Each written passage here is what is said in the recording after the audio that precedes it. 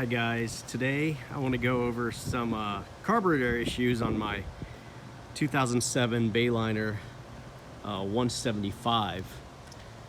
It's similar to the Capri Bayliner made for years, and they made this 175 for years too, and they're all pretty similar. It's got the same outdrive on it, the Alpha 1 Mercruiser, and it has the 3-liter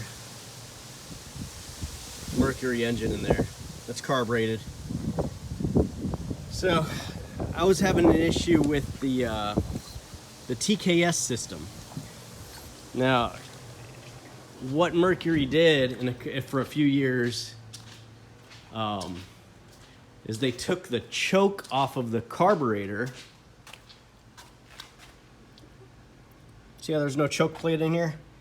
You look straight down the barrel, you just got the throttle butterfly down there. They took the choke plate off and added this electronic solenoid that lets air in, extra air, into the fuel circuit, richens the mixture while it's cold, and over time, about 8 minutes or so, this plunger will close and it's no longer richening itself. I like it. I think it's awesome. You can see directly in there, there's no choke plate in the way. I mean, you're directly looking right into the intake.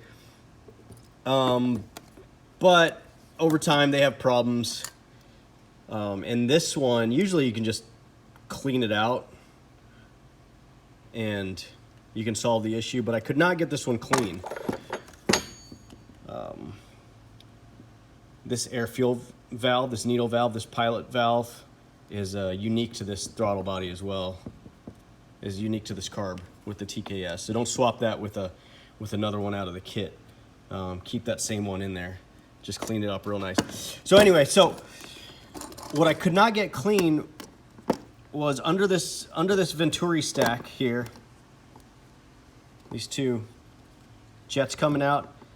That's the Venturi stack. You take this top cover off and you can get a real good picture of it, and there's 3 screws that pops right off.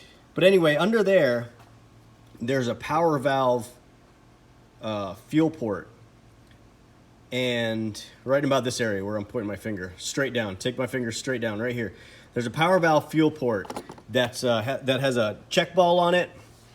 It has a spring, and most importantly, it has a little T plate. This little T right here, this little T plate. So they put the check ball down, they put the spring on it, they put this T in there, and then they dimple the aluminum around this T. So it makes that T very difficult to get out. And sure enough, that was the one passage that I could not get clean in my TKS carburetor, because I just couldn't get the T out. I know there's a way. You undimple the metal, blah, blah, blah. You shave it down and you pull the T out. It's fine. And you put it back in, redimple it. But I didn't do all that. So, and I'll tell you why I didn't want to go any further with this. I couldn't get that T out. Couldn't get that passage cleaned. So there was, as the boat was running fairly poorly, I'd say, you could look down here and see fuel just dripping out of the Venturi area, the Venturi stacks. There was just dripping out of there. And that's due to the dirty power valve passage. For some reason, there might be too much vacuum pulling out, so it's pulling too much fuel. So obviously, you never want to see fuel just dripping down as your motor's trying to run. It should be a very fine mist just being sucked down by the intake. So the boat wouldn't run right. These carburetors new are between $600 and say $1,200.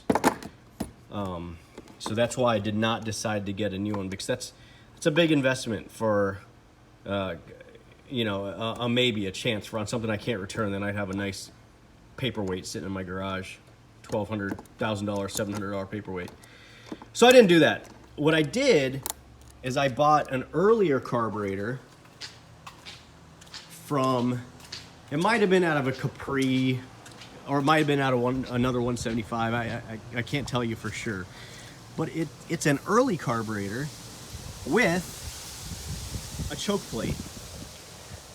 This is your electronic choke. There's no TKS solenoid sticking out of the side. This is your regular, you know, been seeing these things for 50 years. Regular choke plate. You got under here, anyway, you got your regular choke flapped over. So this carburetor was about $100 used on eBay. So I bought that. I bought a new rebuild kit, rebuilt it, and from what I can tell, the thing's running well. I'm gonna water test it today, and you know, if I don't update the video, you know, the thing worked. But I've been hot starting it in the driveway on the muffs. It's been running great. Now, as far as the base plate, this older carburetor with the choke plate, I don't know if you guys care. There's the serial, the part number there, MCM. Let's see, 138.9 9350. As far as the base plate, anyway, it's a direct bolt-on. The base plates match to my newer intake manifold, so that's a direct bolt-on. Fuel line lines up with the original fuel line. Yeah, everything pretty much is a direct bolt-on. I save a few things. Save like 5%.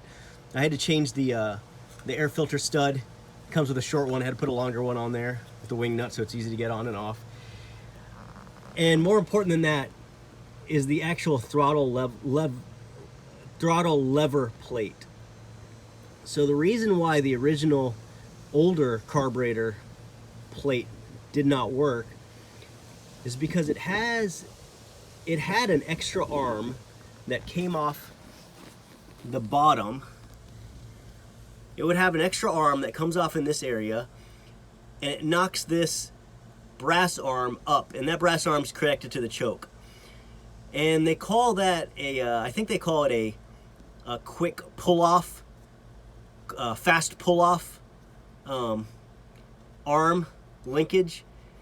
And what it does is if the boat is cold and your throttle, I mean your carb plate is pretty much flapped over, almost all the way closed, restricting the air, which in turn richens your fuel mixture. And you want to get going pretty quick, but the motor's still cold. You want to get out of there, or you want to accelerate, whatever you want to do. For whatever reason, you're giving it gas when it's cold. What that arm would do is as you rotate, as you pull the throttle plate rotates, the arm comes out, hits this fast pull-off cam, and that opens the choke. Not all the way, but a hair, enough to give it some airflow so you can actually start going and idle up. So that's what I can't do with this intake, because there's physically no room with the intake here and that arm to fit. It was interference. They were hitting each other. So I had to take the throttle lever plate off my TKS Carb and put it on my older carburetor. So over here on my TKS Carb, I just mounted it on here just so I wouldn't lose track of it. But this is the older throttle lever plate.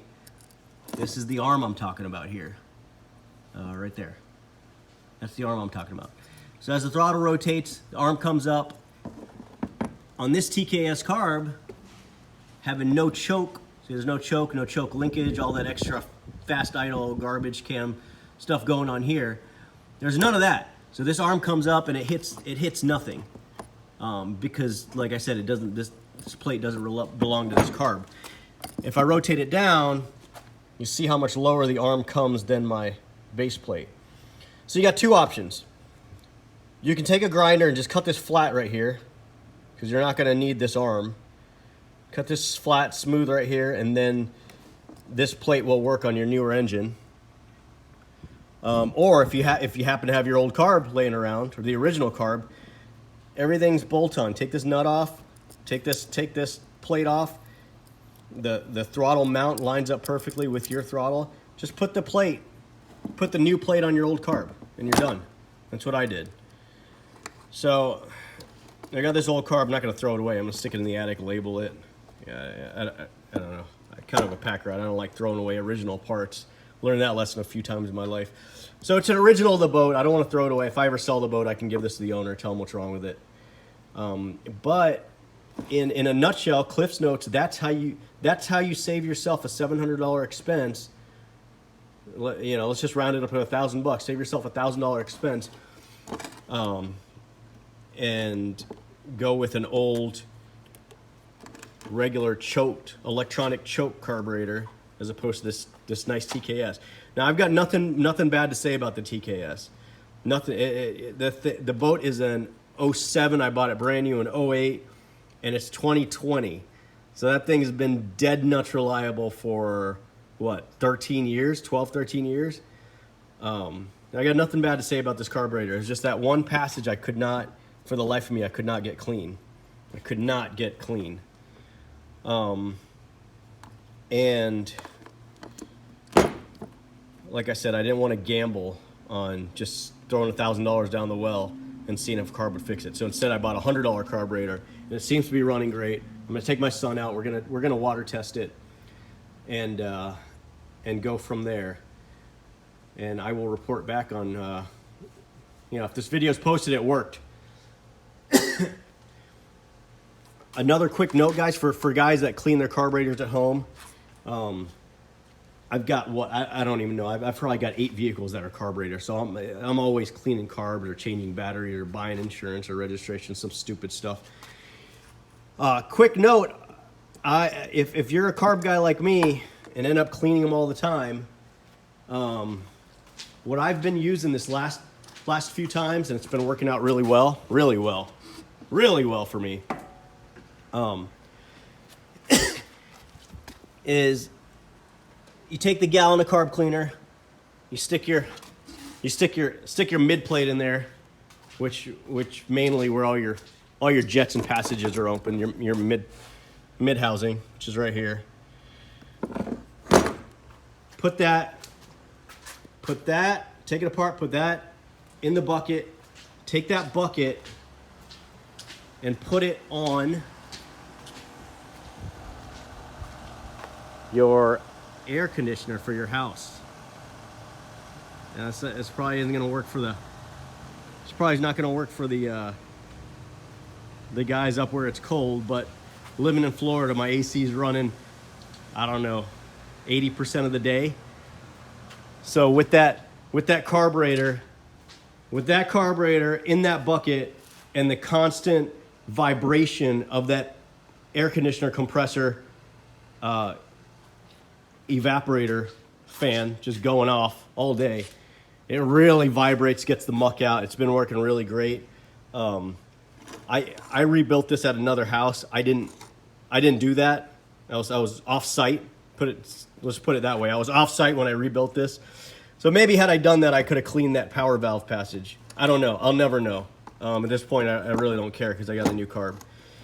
But that's where we stand right now. I just want to give you guys a little insider tip. Put that carb cleaner on your AC, and it will. It really helps vibrate the damn thing for 24, 48 hours, and it gets everything really, really clean. I liked it. This is my original air filter. It has the actual serial number or specs to my engine that came with the boat. That's my original air cleaner. I don't know what I had it at the boat shop for something, and I don't know what they did. They stepped on it and sat on it or something. They shattered this thing. They absolutely shattered it. No way I can use this anymore. So unfortunately, I got to use that new metal intake, which I don't really care for because this, of course, has all my information, timing, firing order, all the important stuff, spark plugs, serial number. It's got everything to that engine, and I just can't use it anymore. Anyway, guys, I hope this helps someone out, and I'd like to see your Bayliners out on the water again. Thanks for listening. Bye.